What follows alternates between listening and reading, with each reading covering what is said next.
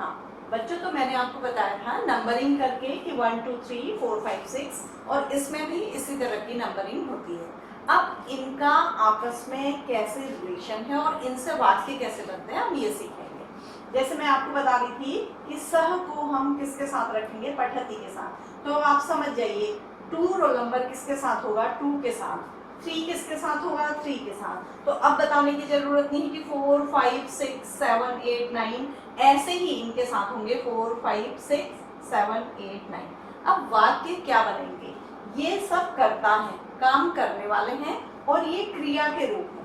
तो पहला वाक्य हमारा बनेगा सह पठती, वह पढ़ता है।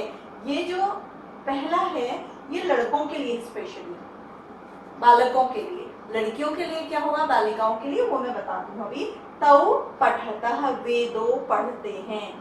ते पठन्ति, वे सब पढ़ते हैं। त्वं पठसि, तुम पढ़ते हो। युवां पठतः, तुम दो पढ़ते हो। यूयं पठत, तुम सब पढ़ते हो।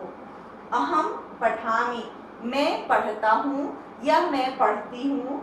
आवां पठावः, हम दोनों पढ़ते हैं या हम दोनों पढ़ती हैं। वयम पठामः, हम सब पढ़ते हैं या हम सब पढ़ती हैं।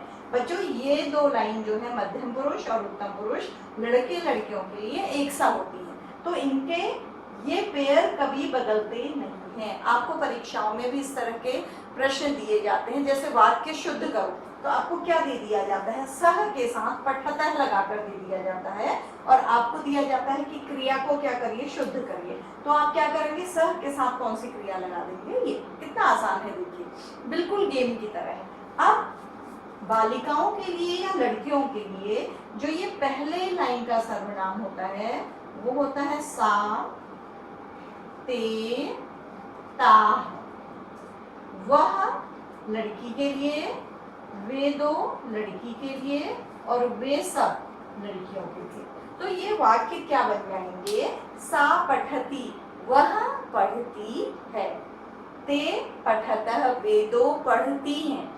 ताः पठन्ति, वे सब पढ़ती हैं। तो अगर आप देखिए कि ते के साथ पठतः लगा हुआ है तो वो गलत ही है, वो वाक्य किसके लिए है, लड़कियों के लिए है। यही लाइन बदलती है और लाइनें सेम रहती है। अब ये अगर हमने लिख लिया है, ये ठीक से सीख लिया, इसमें कुछ भी नहीं सीखना है बच्चों, केवल नंबर से आपको ये याद कर लेना है। 9 शब्द ये, 9 शब्द ये, और इनको ये सीखना है कि एक रोल नंबर 1 के साथ होगा, 2 2 के साथ, 3 3 के साथ, सब अपने पेयर के साथ होंगे। ठीक है। अब इसके पश्चात जो इन पर आधारित एक्सरसाइज हमारी होती है वो किस तरह से आती है हमारी, वो मैं आपको बताऊंगी। तो उसके लिए फिर से मुझे इस बोर्ड को मिटाना होगा, क्योंकि इससे नीचे ये बोर्ड आपको दिखाई नहीं दे रहा है। तो ये बच्चों आपके पास लिखा हुआ है, मैं आपको बता रही हूँ। जैसे हम हिंदी वाक्य बनाना सीख गए, ठीक, अब हम सीखेंगे कि हमारे एग्जाम में कैसे आते हैं। सबसे पहले आता है रिक्त स्थान। रिक्त स्थान 2 तरीके से आता है। पहले में आपको कर्ता दिया रहता है, डॉट डॉट किया होता है, और दूसरी तरह का आता है जिसमें आपको कर्ता नहीं दिया रहता, क्या दिया रहते हैं, क्रिया। तो बच्चों यही हमने सीखा। इस रिक्त स्थान में सह के साथ आपको क्या भरना होगा, पठती, क्योंकि सह रोल नंबर 1 पर था तो हमें रोल नंबर 1 से ये लिखना होगा। ठीक है। और अगर पठन्ति है तो हमें यहाँ पर सर्वनाम क्या भरना होगा, ते, या भरना होगा, स्त्रियों के लिए भरना होगा तो ता। तो एक ये रिक्त स्थान वाले वाक्य आते हैं जो इस तरह से होते हैं। अब दूसरा प्रश्न आता है हमारा, आपको कुछ वाक्य दिए रहते हैं प्रश्न में, वाक्यों को शुद्ध करें, और वाक्य दे दिए जाते हैं सह, पहला दे दिया जाएगा पठतः। तो इसमें ये पेयर नहीं है क्योंकि ये रोल नंबर 1 पर होता है और ये किस पर होता है, 2 पर। तो ये क्या हो गया, गलत हो गया। तो हमें कुछ नहीं बताया गया है कि किसको बदलें, तो हम या तो इसको बदलेंगे या इसको बदलेंगे।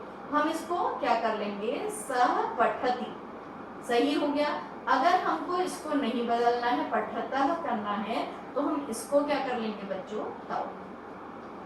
तो हम कुछ भी बदल सकते हैं। तो ये पेयर सही कर लेना है हमको रोल नंबर के अकॉर्डिंग, जैसे मैंने बताया था।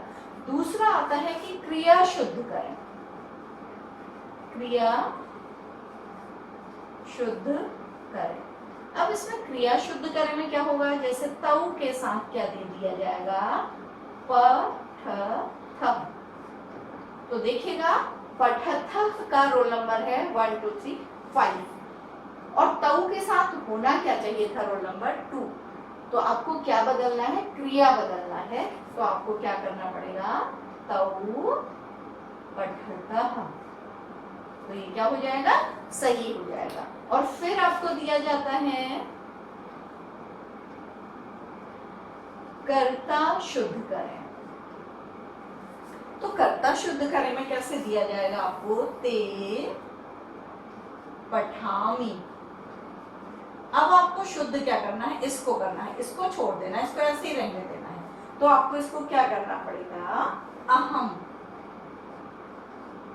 अहम पठामी। क्योंकि इसके लिए आपको, इसीलिए मैंने आपको याद करिए कर्ता बताया था, क्रिया बताया था। तो इस तरह से आपके प्रश्न आते हैं। तो ये बच्चों, हम फिर मान लीजिए हमारे पास इस तरह से प्रश्न आया कि हमें यहाँ 4 शब्द दे दिए गए, कर्ता, तौ, अहम और यूयम और आवाम, ये दे दिए गए हमें ब्रैकेट में। अब इसके साथ हमें क्या दे दी जाएंगी, क्रिया दे दी जाएंगी, पठामी, ठीक है, गच्छावः,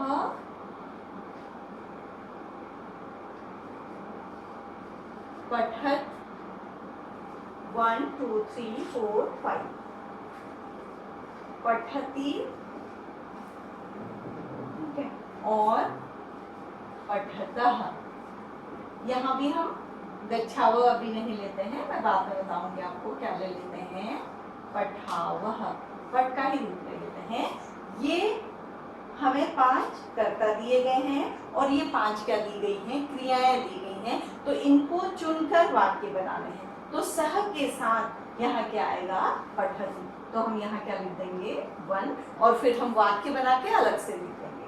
तऊ के साथ क्या आएगा बच्चों, पठतः, ठीक है। अहम के साथ क्या आएगा, पठामी, ठीक है। और पठावः किसके साथ आएगा, आवाम के साथ, ठीक है। तो इसका नंबर क्या हो जाएगा, 5। और पठक किसके साथ आएगा, यूएम के साथ, ये क्या हो जाएगा, 4। तो इस तरह से आपको पेयर बनाना होता है। ये आपको इस तरह से भी दिया जा सकता है और ये जैसे देखिए कॉलम बना के भी दिया जा सकता है। जैसे यहाँ अहम दे दिया, त्वम दे दिया, और यहाँ आपको दे दिया पठसी, और यहाँ दे दिया पठामी।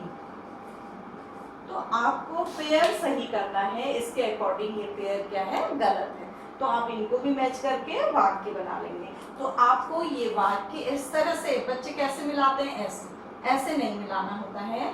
आपको क्या करना होता है, देखिए इस शब्द को यहाँ से पिक करके यहाँ लिख लेना होता है, अहम पठामी, और इसको लेके कहाँ पर लिखना होता है, पठसी।